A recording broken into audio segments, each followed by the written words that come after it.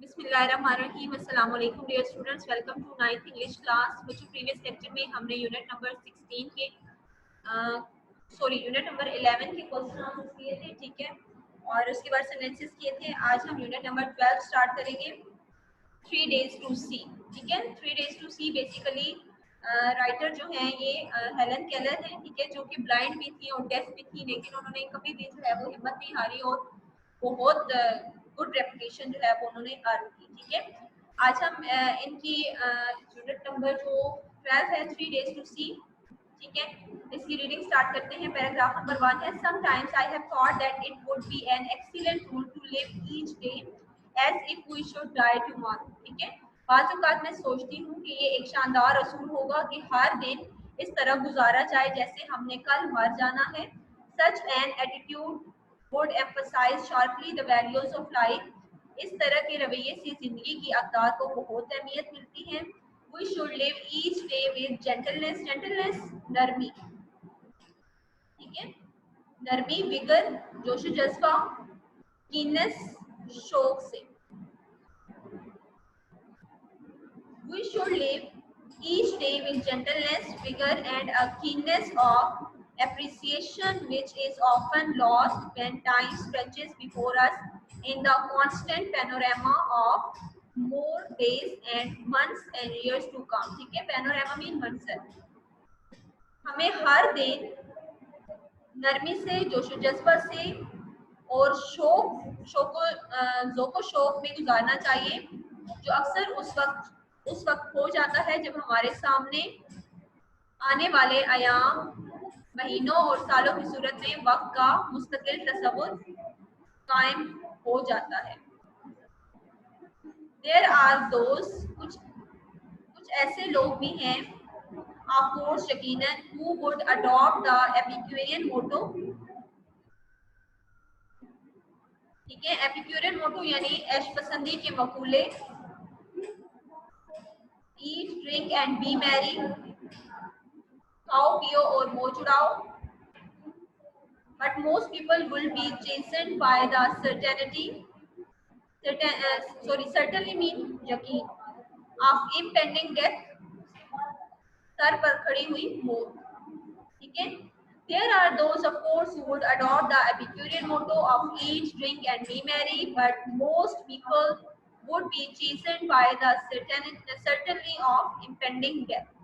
ठीक है, यकीनन ऐसे लोग भी हैं जो ऐश पसंदी के मकूले, खाओ पियो और मौज उड़ाओ को अपनाएंगे, लेकिन ज्यादातर लोग सर पर खड़ी मौत के यकीन से संवर जाएंगे। ठीक है,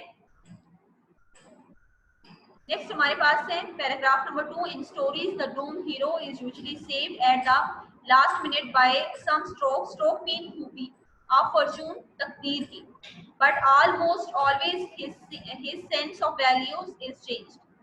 ठीक है, कहानियों में तबाही के दहाने पर खड़ा हीरो आखिरी लम्हे पर खुशकिस्मती की वजह से बच जाता है, लेकिन तकरीबन हमेशा इसका एहसास अक़दार तब्दील हो जाता है। He becomes more appreciative of the meaning of life and its permanent spiritual values. वो जिंदगी के मानों और इसके मुस्तकिल रूहानी अक़दार का ज्यादा कदरदान हो जाता है।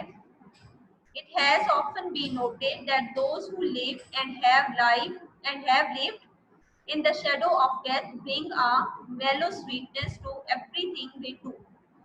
ये अक्सर देखा गया है कि वो जो मौत के साए तले रहते हैं या रह चुके हैं, वो अपने हर काम में एक खुशगवार खूबसूरती ले आते हैं।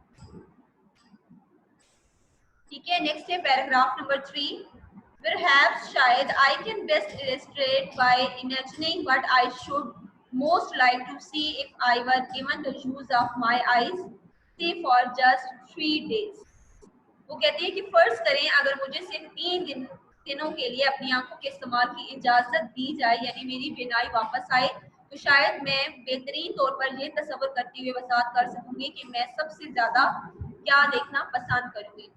पैराग्राफ नंबर 4 है, ऑन द फर्स्ट डे, पहले दिन, I should want most to see the people whose kindness, gentleness and companionship have made my life worth living, जीने के काबिल।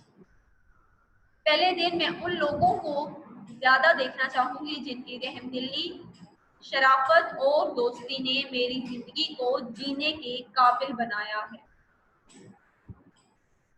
पैसेज 5 है, द नेक्स्ट डे, अगले दिन, the second day of sight, बसारत के दूसरे दिन, I should arise with the dawn यानी सुबह सादिक, एंड सी द थ्रिलिंग पुरजोश, मायरेकल मौजज़े, by which night is transformed into day। अगले रोज यानी बसारत के तीसरे दिन मुझे तलुए सुबह के साथ जागना चाहिए और वो पुरजोश मौजज़ा देखना चाहिए जो कि रात को दिन में तब्दील कर देता है। I should behold with awe mean hope, the magnificent panorama of life with which the sun awakens the sleeping earth। ठीक है, मुझे जिंदगी का वो शानदार मंजर जिससे सूरज सोई हुई जमीन को जगाता है, होप के एहसास के साथ देखना चाहिए। ठीक है बच्चों, ये 5 पैराग्राफ्स हैं, इनको हम डिस्कस कर लेते हैं क्योंकि बेसिकली जो है ये एक पूरी थ्योरी है हमारे पास। ठीक है, हेलन केलर जो थी, मैंने आपको पहले भी बताया कि वो डेफ भी थी, वो राइटर, ठीक है, और ब्लाइंड भी थी, लेकिन उन्होंने ये यूनिट लिखा है और इस यूनिट में आप देखेंगे, ठीक है, कि बेसिकली वो आप एक्सप्रेस क्या करना चाह रही है। ठीक है, इंसान को हमेशा उसी चीज़ की ख्वाहिश होती है, ठीक है, जिसके लिए वो महरूमी का शिकार होता है। ठीक है, जो चीज़ उसके पास नहीं होती। अब पैराग्राफ 1 में वो क्या कहती हैं कि जो है कुछ लोग जो होते हैं वो जो मौत के साए तले जीते हैं, यानी उनके अंदर हर वक्त इस चीज़ का खौफ होता है, ठीक है, कि उन्हें मौत आनी है। वो लोग अपनी जिंदगी को बेहतर अंदाज में जीते हैं। ठीक है, और हमें जीना भी इसी तरह से चाहिए जैसे हमारा हर दिन जो है वो हमारी जिंदगी का आखिरी दिन है। ठीक है, उसके बाद वो ये कहती हैं कि कुछ लोग जो हैं वो खाओ पियो और ऐश करो, ठीक है, इस जो है वो मोटो पर, इस मकूले पर अमल करते हैं। तो ये बेसिकली फिर वही होता है कि उसमें आप हर तरह के जो है ना वो सर्कमस्टांसेस को लाइटली लेते हैं। ठीक है, लेकिन क्या है कि देखिए हमें दुनिया में भेजा क्या है, ठीक है, तो अब हम लोगों के पास अल्हम्दुलिल्लाह सबके पास आंखें हैं। ठीक है, लेकिन क्या है कि उन आंखों में अब जिसके पास जो है वो बेनाई नहीं होगी, जो देख नहीं सकेंगे, ठीक है, जिनमें साइट नहीं होगी, तो अब उनको वो चीज़ ज्यादा होगी, ठीक है, ज्यादा फील होगी। अब पैराग्राफ नंबर 2 में जैसे आपने देखे हैं कि वो ये कहती हैं कि जो हमारे पास फॉर एग्जाम्पल कहानियों में अक्सर जो बिल्कुल लास्ट मोमेंट पे हीरो को बचा लिया जाता है, ठीक है, तो उसमें क्या होता है कि वो,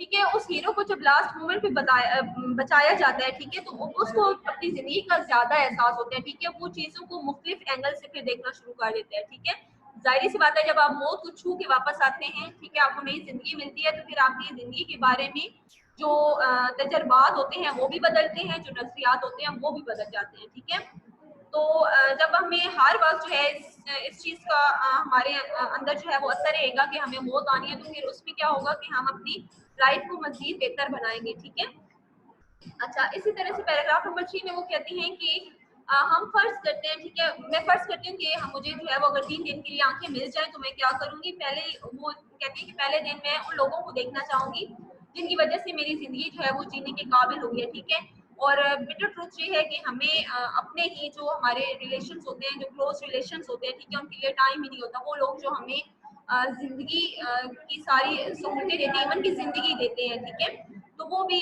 जो है हम उस चीज़ को भी इग्नोर कर देते हैं। तो जो इम्पोर्टेंस देने का मैटर होता है, ठीक है, वो सबसे ज़्यादा ये होता है कि आपके पेरेंट्स, आपके बहन भाई, ठीक है, और आपके क्लोज नियर एंड डियर्स जो होते हैं, ठीक है, वो डिजर्व करते हैं कि you should spend time with them. और इसी तरह से पैराग्राफ नंबर 5 में वो ये कहते हैं कि मैं दूसरे दिन क्या करूँगी कि मैं तलुए सुबह के साथ उठूंगी, यानी सुबह सवेरे जब सूरज निकलना शुरू करता है, सुबह सादे का वक्त होता है, उस वक्त मैं उठूंगी। ठीक है, और मैं देखूंगी कि रात जो है वो दिन में कैसे तब्दील होती है, क्योंकि ये एक बहुत बड़ा मौजज़ा है। ठीक है, और अगेन मैं यही कहूँगी कि हम लोगों के पास उतना जो है वो टाइम ही नहीं होता। ठीक है, हम इस चीज़ को बिल्कुल इग्नोर कर देते हैं कि जो है वो यानी ब्यूटी हमें उस तरह से अट्रैक्ट नहीं करती जिस तरह से करनी चाहिए, और ये हमारा अपना फॉल्ट है। ठीक है, क्योंकि हम अपने उसमें डेली हसल एंड बसल में हर वक्त इतना टाइम स्पेंड कर देते हैं कि हमें किसी और चीज़ के लिए टाइम ही नहीं मिलता। ठीक है, तो ये वक्त निकाल के जो है वो देखना चाहिए और इस चीज़ को फील करना चाहिए। ठीक है बच्चों, 5 पैराग्राफ्स काफ़ी हैं। इंशाल्लाह ताला नेक्स्ट लेक्चर में हम इस यूनिट को कंप्लीट करेंगे, इसको थॉरोली रीड आउट करना है, ठीक है। और ये इंपॉर्टेंट लेसन है आपको, बहुत इंटरेस्टिंग भी है। इंशाल्लाह ताला हम नेक्स्ट लेक्चर में पैराग्राफ नंबर 6 से स्टार्ट करेंगे। तब तक अपना ख्याल रखिएगा। अल्लाह।